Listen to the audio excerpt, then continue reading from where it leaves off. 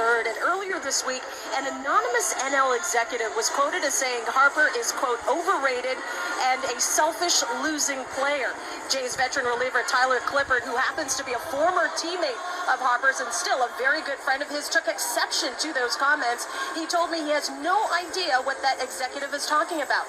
Clippard was with the Nationals for 7 seasons and said Harper was, quote, a consummate professional in his time with him. Not too many can argue he's a great player, an MVP, Rookie of the Year, 5-time All-Star.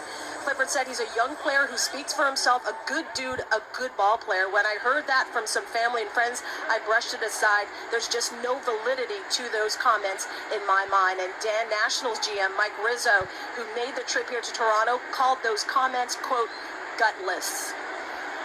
Yeah, and the name, as far as I know, never surfaced who it was who made the comments. Bryce Harper can be a polarizing guy. He's a great, great talent, obviously.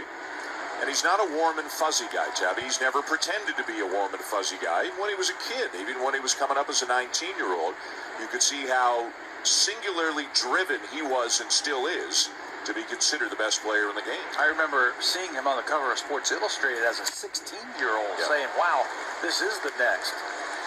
As for that article, if there's no name behind it, that's all I need to know. They don't have the guts to put their name. If you're going to say something like that, put your name behind it. That was weak. And Sanchez strikes him out on 3 fastballs.